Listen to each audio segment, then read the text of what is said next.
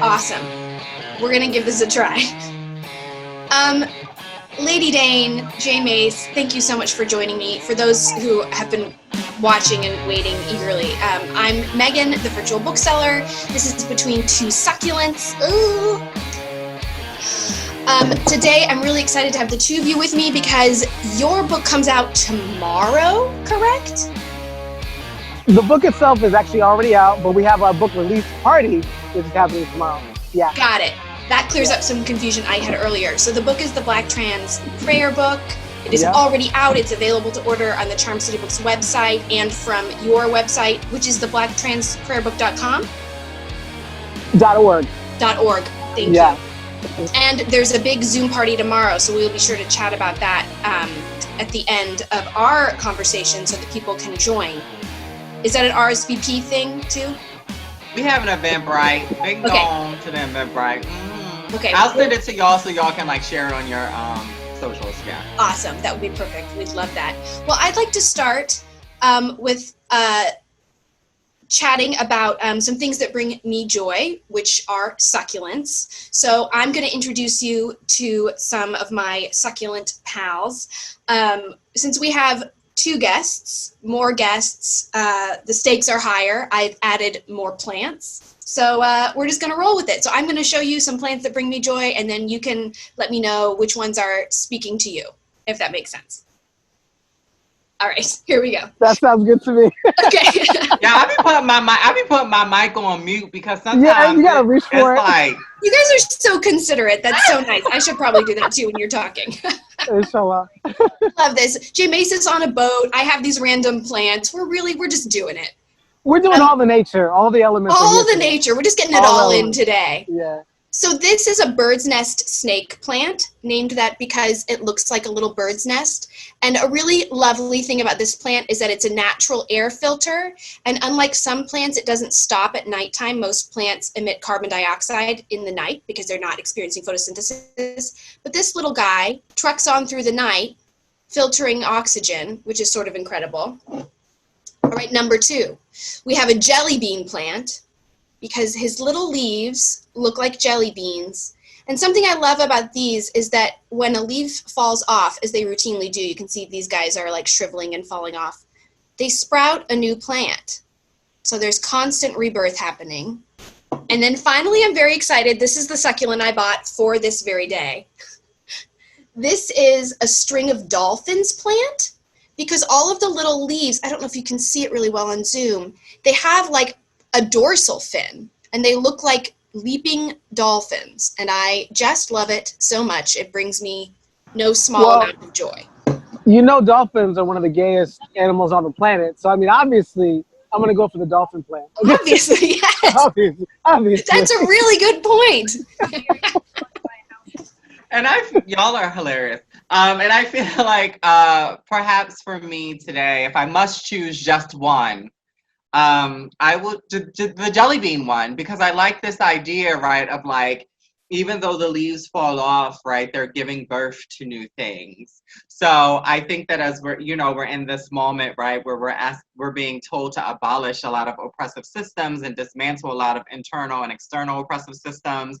And it's like, well, what is going to come after that, right? And trans people are so equipped, adapt, and necessary and essential in that imagining of a new world. So that's the one. That's lovely. I love that. So that sort of brings me to the reason we're talking to you today. Your book, The Black Trans Prayer Book, is a compilation that you two co-edited together. And Mase, I'm wondering if you can chat a little bit about the different forms of art that you included in the book. Yeah, and so the book, it's got so many different types of pieces in it. It's got visual art, so we have some paintings in there, some digital art, we have some poems in there, we have spells, we have prayers, we have theological works. So it's a lot of different types of art forms in that regard. And Lady Dane, I wonder if you could sort of tag on to that and just discuss in as broadly or specific terms as you'd like, what sort of your dream and goal for how this book would support Black, trans, and non-binary people in their spiritual journeys? I think the short answer of the long, right, is that I want this book to be able to help to cultivate a culture that, one, understands that trans people have always been here, and that we have been essential and instrumental and a part of indigenous cultures from around the world, and that we've also oftentimes have been and are still spiritual holders of power, and in teaching, right, and activating a way of internal and external liberation for folks. Our very existence is itself a manifestation of transcending what oppressive forces have told the world that any of us can be. And so, and also, I also, you know, I wanted to also be a book that encourages trans folks who have been out there doing this work for so long, that they are the experts of their lives, that they are the experts of spiritual realizations and thought, and that they are leaders of those things. So that's like two short things, but there's like so much more. No, that to me, so I don't know if I know we got like a certain schedule thing, but so with that, what, a lot of the people that we brought in this book, they're not necessarily people, some of them are people who are reverends or people who are babalaos, people who are priests and priestesses and all those things. And a lot of folks that are in the book are Black trans people who are experts on spirituality, because we as Black trans people have manifested ourselves in a world that says we shouldn't be here, right? So by default, we are spiritual beings. We have seen things beyond the physical body. We have seen things beyond what people ordain for us, right? So I think that's beautiful, just to give that space for people to say, like, yeah, no, you are the expert, period. Mase, that's really powerful. And that leads me to sort of what I was hoping both of you could speak to briefly, is sort of your own spiritual journeys, and whatever that means to you, sort of jumping off of what you just said, which is so beautifully phrased.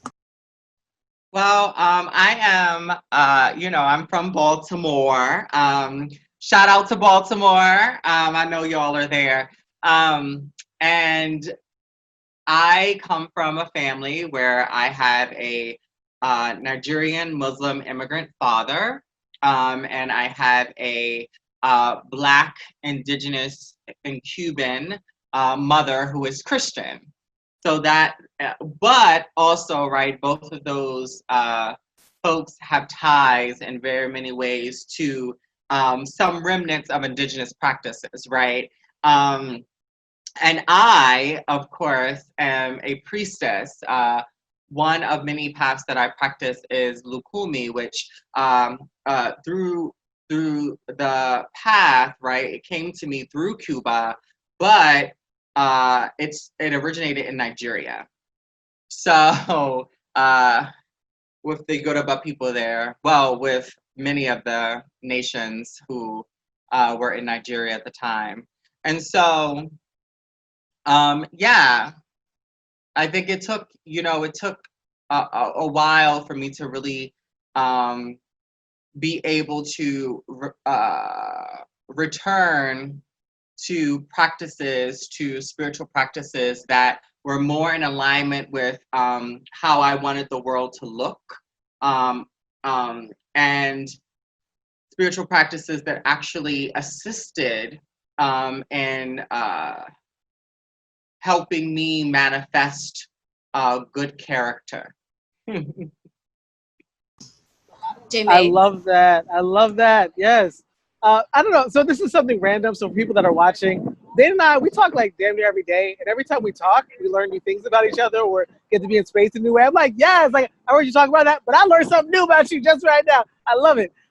So for myself, also, I grew up with a family in which my father came from Nation of Islam versus a Nigerian Muslim background. And then my mother was Baptist, right? And so to me, I feel like there's a very big difference between my religious background and my faith background and my spiritual background.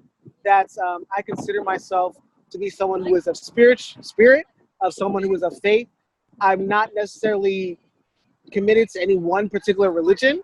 I think that there's no one religion that gets it right, because again, we as Black trans people are consistently creating new pathways.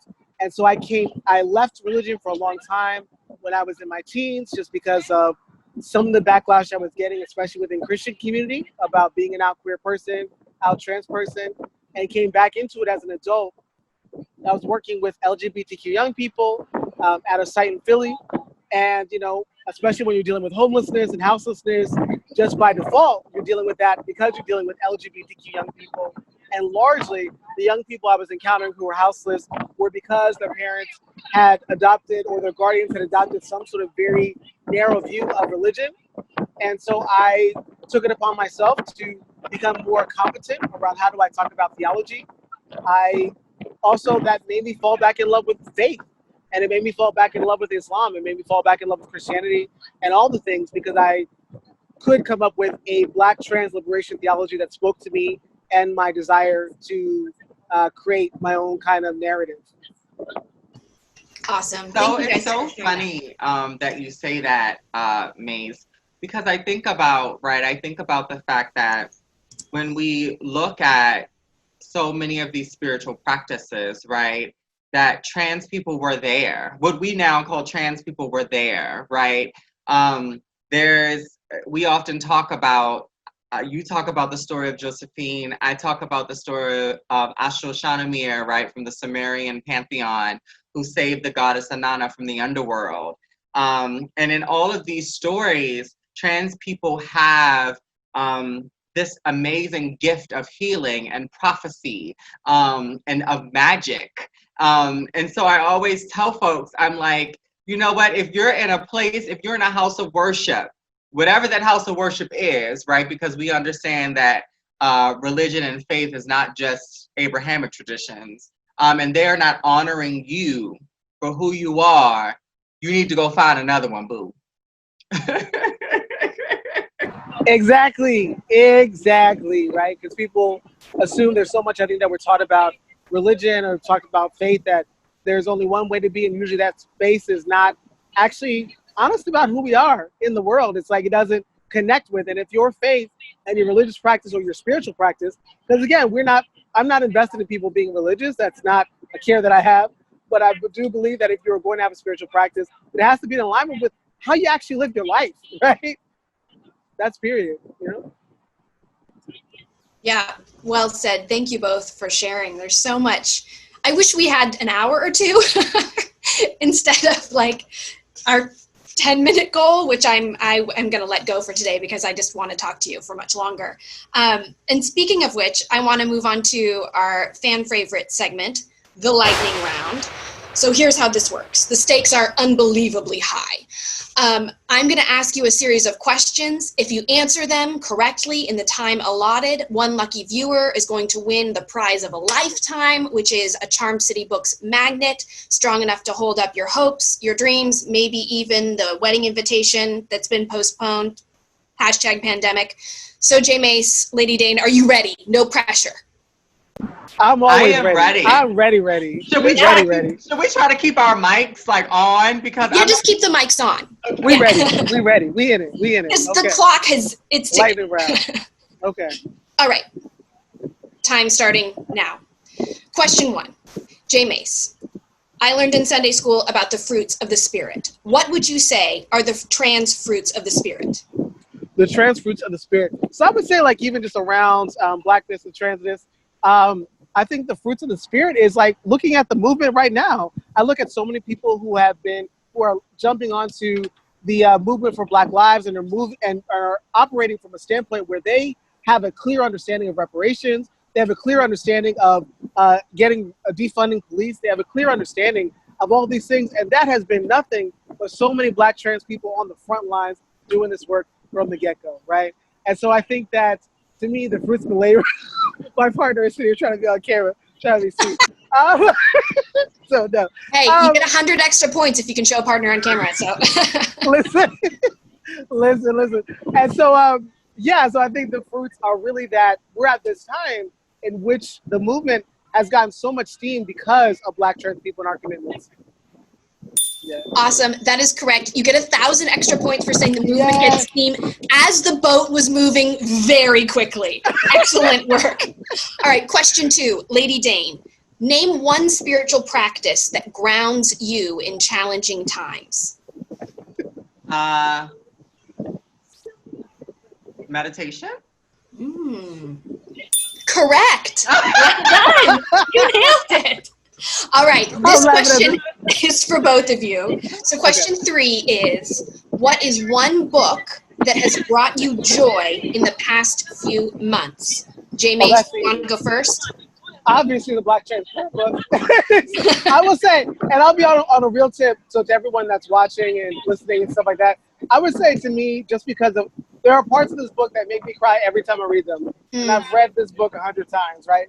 And so just because you get to, like, there's this one in particular piece by a person in the book, Whit Lopez. Every time I crack open that piece, it's something in my spirit opens up. So definitely that. It's a living volume for you. It is. That's beautiful. It definitely is. Definitely. Lady Dane, how about you? Oh my goodness. I feel like Mase took the answer. That's because you always have wrong me go answers. first. Can I say They'd always be having me go first. That's what happens when you have people go first, Dave, Figueroa, and Edidi. I know, right? I would say yes. If the Black Trans Prayer book, and the reason why I say that is because, Mase and I have been working on this poem for a very, very, very, very long time, raising the money for it to pay the contributors, et cetera.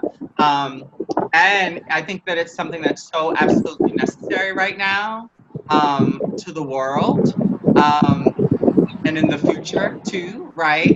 And so, yeah, it's like being able to hold it, right? Being able to touch it, being able to be like, wow, all the love, all the amazing gifts that were utilized in order to bring this tome into being. So yeah. Well, you guys nailed it. 100% accurate. You crushed this game. One viewer right now is going to win that magnet. We're going to announce that winner in the comment section in a little bit. Before we sign off, before I let you go on your boating adventure, Mase, I'm going to start with you. What can we expect from you next? What can you expect from me next? Well, so I have a book coming out in the first week of July, so by July 6th. It's called White Folks Be Trippin', an ethnography through poetry and prose. So if you would like, so in the spirit of Langston Hughes and other sort of artists and Black artists that spend time detailing the many ways that white folks operate that is very different from the ways that we are navigating space, that book is coming out, in less than a week, or about a week.